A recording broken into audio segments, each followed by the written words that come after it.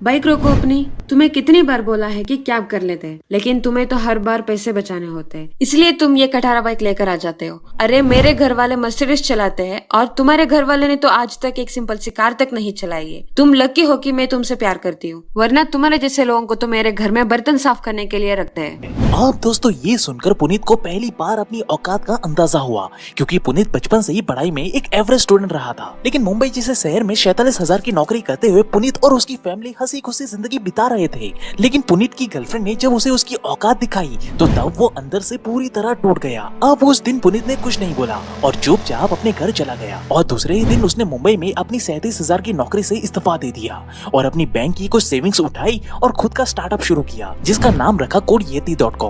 लेकिन 2.5 साल तक घिस घिस कर काम करने के बावजूद भी पुनीत के हाथ सफलता नहीं लगी। उल्टा आलम ये हुआ कि बेचारे के पास खाना खाने के लिए भी पैसे नहीं बचे। यहाँ तक कि वो हर दिन चाय या कॉफी में आधा कप चीनी डाल के पी जाता ताकि वो अपने डिनर और लंच के पैसे बचा सके। मगर इतने बुरे हालातों में भी पुनीत पीछे नहीं हटा, क्योंकि अब उसके पास खोने के लिए कुछ बचा नहीं था, क्योंकि वो पहले ही बहुत कुछ खो चुका था। अपनी इज्जत, अपनी जॉब, अपनी सेल्फ रिस्पेक्ट और यहाँ तक कि अपना प्यार भी। अब बस बची थी तो उसके सीने की आग, जो उसे चैन से बैठने नहीं दे रही थी। इसलिए उसने अपनी फटी हुई जेब को थोड़ा संभाला और जॉब करने के साथ साथ ही एक और नया स्टार्टअप शुरू किया, एस्ट्रोटॉक। और इस बार पुनीत ने अंधाधुंध मेहनत नहीं की, बल्कि उसने हजारों किताबें पढ़ी, अपनी स्किल को इम्प्रूव किया, एक्स्ट्रा माइल एफर्ट डाले और बस 2 साल में ही एस्ट्रोटॉक को मार्केट लीडर बना दिया। और आज 2022 में पुनीत की कंपनी हर दिन 70 लाख रुपए कमाती है। यानी कि अब वो चाहे तो हर दूसरे दिन एक मर्सिडीज कार खरीद सकता है। लेकिन ये कहानी यहाँ पे खत्म नहीं होती, क्योंकि पुनीत कहते हैं कि अगर ये एस्ट्रोटॉक नहीं चलता तो मैं कोई और स्टार्टअप शुरू करता, अगर वो भी नहीं चलता तो मैं दूसरा कुछ करता। लेकिन मैं तब तक नहीं रुकता जब तक कि मैं अपनी औकात को बदल नहीं लेता, क्योंकि मेरे पास उस समय गिव अप करने का कोई ऑप्शन था ही नहीं। लेकिन अब सवाल ये आता है कि एक लड़का जो बचपन से पढ़ाई में कमजोर था, जिसे पढ़ाई करना या रात रात भर जाग करके काम करना पसंद तक नहीं था, उसके अंदर भला अचानक से इतनी जीनियस लेवल की काबिलियत भला कहां से आ गई थी, जिसने बड़े बड़े टेक जायंट को पीछे छोड़कर खुद का $multi-million का बिजनेस स्टार्ट करके दिखा दिया था। और आखिर में हम ऐसे जीनियस लेवल की काबिलियत को भला कैसे हासिल कर सकते हैं? तो दोस्तों, ऐसे ही कई सारे रहस्यमय सवालों के जवाब आज मैं आपको इस वीडियो में केवल 3 स्टेप में बताने वाला हूँ। तो मेरे साथ इस वीडियो के अंत तक बने रहे। So hey beautiful people, welcome to Fundoo programming. मैं हूँ आपका दोस्त फंडू बॉय। अब दोस्तों, पुनीत की सफलता के पीछे का साइंस समझने से पहले हमें एक साइकोलॉजिकल एक्सपेरिमेंट को समझना होगा, जो 1960 में हार्वर्ड यूनिवर्सिटी ने टीचर्स और स्टूडेंट के ऊपर किया था। अब इस स्टडी में हुआ कुछ यूं कि जब यूनिवर्सिटी में नया सेशन स्टार्ट हुआ तो यूनिवर्सिटी ने अपने 3 टीचर्स को सिलेक्ट किया और उनसे कहा कि हमने आपके ऊपर प्राइवेट तरीके से नजर रखी थी और हमने पाया कि आप तीनों सबसे बेस्ट टीचर है इस यूनिवर्सिटी में। इसलिए हमने ये डिसाइड किया है कि आप तीनों मिलकर ऐसे बच्चों को पढ़ाएंगे जो आप ही लोगों की तरह टैलेंटेड एंड जीनियस होंगे। वहीं दूसरी तरफ यूनिवर्सिटी ने कुछ स्टूडेंट को भी सिलेक्ट किया और उनसे भी यही कहा कि हमने आपके ऊपर प्राइवेट तरीके से रिसर्च करवाई है और हमें अपने रिसर्च में पता चला है कि आप सब बहुत ही टैलेंटेड एंड जीनियस कैटेगरी के बच्चे हैं, और इसलिए हमने ये डिसाइड किया है कि आप लोगों को इस यूनिवर्सिटी के सबसे बेस्ट टीचर ही पढ़ाएंगे जो आप ही की तरह टैलेंटेड एंड जीनियस है। अब इसके बाद पूरे 1 साल तक इस ग्रुप को ऑब्जर्व किया गया। जहाँ टीचर दिल लगाकर स्टूडेंट को पढ़ा रहे थे तो वहीं स्टूडेंट बड़े ही फोकस के साथ सब कुछ पढ़ रहे थे, क्योंकि यहाँ दोनों के माइंड ने ये एक्सेप्ट कर लिया था कि वो सबसे बेस्ट है इस यूनिवर्सिटी में। अब जब 1 साल के बाद एग्जाम का रिजल्ट आया तो ये तीनों टीचर्स के द्वारा पढ़ाए गए स्टूडेंट ने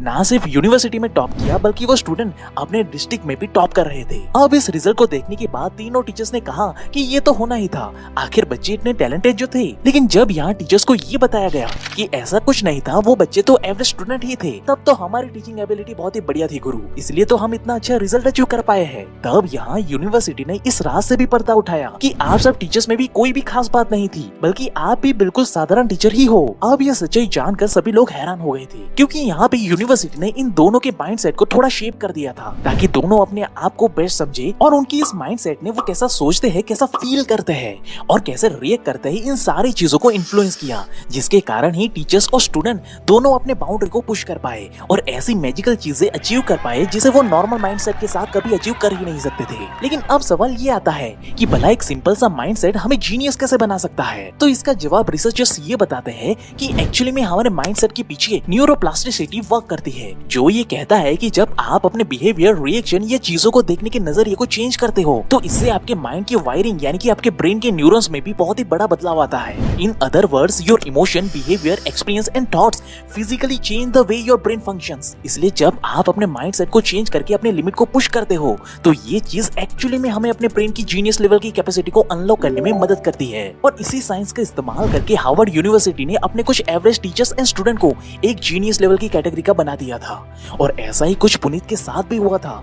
एक्चुअली में इंसिडेंट से पहले पुनीत अपनी बिल्कुल नॉर्मल और एवरेज लाइफ जी रहे थे और अपने नॉर्मल माइंडसेट के साथ आगे बढ़ रहे थे, लेकिन एक हार्ट ब्रेकिंग इंसिडेंट ने पुनीत को अंदर से हिला करके रख दिया था। और अपनी औकात को बदलने के जुनून में उसने अपने लिमिट को इस हद तक पुश किया कि अब उसका ब्रेन उस जीनियस लेवल की डायमेंशन को अनलॉक कर पाया जिस सुपर पावर को पुनीत ने आज तक एक्सप्लोर करने की कोशिश ही नहीं की थी। इसलिए बचपन से एक एवरेज स्टूडेंट होने के बावजूद भी आज वो ऐसी चीजें अचीव कर पाया है जो चीजें वो पहले कभी नहीं कर पाया था। सिमिलरली ऐसा ही कुछ डेविड गॉगिन के साथ भी हुआ था। यहाँ माइंडसेट या जिसे मॉडर्न विनर के रूप में न्यूरोप्लास्टिसिटी भी कहते हैं, उसे एक्सप्लेन करते हुए डेविड गॉगिन ये बताते हैं कि एक बार जब वो नेवी सील की ट्रेनिंग कर रहे थे तब उन दिनों उनका घुटना लगभग टूट ही गया था, लेकिन इस बात को उन्होंने किसी से शेयर नहीं किया था क्योंकि वो जानते थे कि अगर इस बात की किसी को भनक भी लगी तो उन्हें नेवी सील से निकाल दिया जाएगा। इसलिए ऐसी हालात में भी वो वाटर रिवोल्यूशन की ट्रेनिंग में चले गए और ये नेवी सील की सबसे मुश्किल ट्रेनिंग मानी जाती है क्योंकि इसमें आपको पानी के अंदर जाकर नॉट बांधने होते हैं, जहां आपके साथ एक ट्रेनर भी होगा और जब तक वो ट्रेनर आपके द्वारा बांधे गए नॉट को ठीक से देख नहीं लेता तब तक आपको पानी के अंदर ही रहना होता है। अब क्योंकि इस ट्रेनिंग के दौरान आपको पानी के अंदर जाकर काम करना होता है, जिस वजह से पानी के अंदर ऑक्सीजन घटने और नेचुरल एनवायरनमेंट बदलने के कारण स्ट्रेस बहुत ही ज्यादा बढ़ जाता है। ऊपर से जो ट्रेनर डेविड को ट्रेन कर रहा था उसका नाम था सनकी साइकोपिट, जो डेविड को बिल्कुल भी पसंद नहीं करता था और वो चाहता था कि डेविड को नेवी सील से बाहर फेंक दिया जाए। इसलिए उन्होंने डेविड को चैलेंज किया कि क्या तुम 3 नॉट एक साथ बांध सकते हो। अब घुटना टूट जाने के कारण डेविड के लिए ये ट्रेनिंग को कंप्लीट कर पाना इम्पॉसिबल था, लेकिन फिर भी वो मान गए और ट्रेनिंग शुरू हुई। और जब डेविड ने पानी के अंदर जाने से पहले सांस लेने की कोशिश की तो सनकी साइकोपिट ने डेविड के मुंह के ऊपर जोर से पानी उछालने लगा, जिस कारण उन्हें बिना सांस लिए ही पानी के अंदर जाना पड़ा।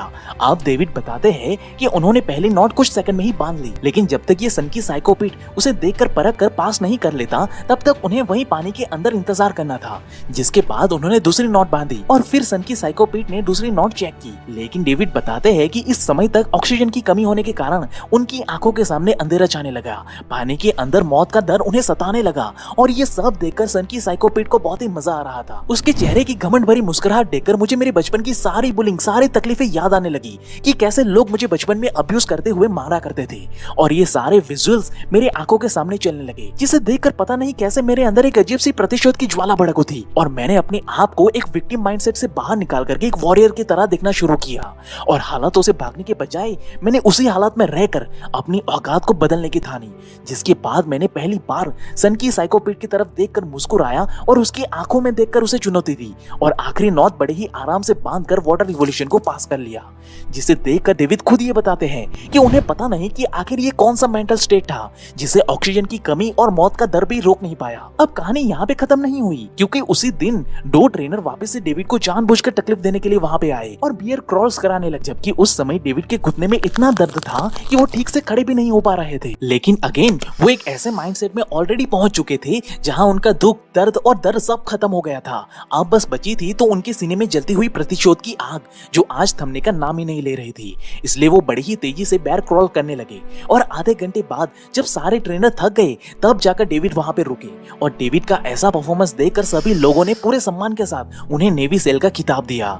और आपको मैं बता दूं कि डेविड इससे पहले 2 बार नेवी सेल की ट्रेनिंग में गिव अप कर चुके थे, लेकिन इस बार ये चमत्कार कैसे हुआ उसके बारे में डेविड ये बताते हैं कि जब आपके अंदर एक वॉरियर माइंडसेट का जन्म होता है तब आप इंसानी सीमा को पार करके अपने ब्रेन के ऐसे डायमेंशन को अनलॉक कर लेते हो जो आपको जीनियस लेवल की काबिलियत और एक्स्ट्रा ऑर्डिनरी लेवल की सुपर पावर उपलब्ध करवाता है, जो कि आपको एक आम इंसान से एक सुपर ह्यूमन बना देता है। जैसे कि शुरुआत में ट्रेनिंग के दौरान डेविड हमेशा से ये सोचते थे कि उनके साथ लाइफ में बहुत ही बुरा होता आ रहा है, जो उनके विक्टिम माइंडसेट को दिखाता था। और अपने इसी बेचारे और लाचार माइंडसेट के कारण वो एक इंसानी बाउंड्री के अंदर ही फंस कर रह गए। लेकिन जैसे ही उनकी न्यूरोप्लास्टिसिटी में बदलाव आया और उन्हें ये एहसास हुआ कि आखिर में वो कोई विक्टिम नहीं बल्कि वो एक वॉरियर है और वो अपनी औकात बदलने के लिए ही इस रणभूमि में उतरे हैं, तो उसके बाद उनके दिमाग ने सारा खेल ही पलट दिया और उसके बाद वो ऐसी चीजें कर पाए जो इंसानी बाउंड्री से बाहर बाहर थी, जिसे आज के जमाने में साइंस मॉडर्न विनर माइंडसेट या न्यूरोप्लास्टिसिटी भी कहता है। अब दोस्तों ये तो था साइंस का पर्सपेक्टिव, लेकिन क्या आपको पता है कि इसी न्यूरोप्लास्टिसिटी की पावर को हमारे पौराणिक हिंदू ग्रंथों में हजारों सालों पहले ऑलरेडी बताया गया है। जैसे कि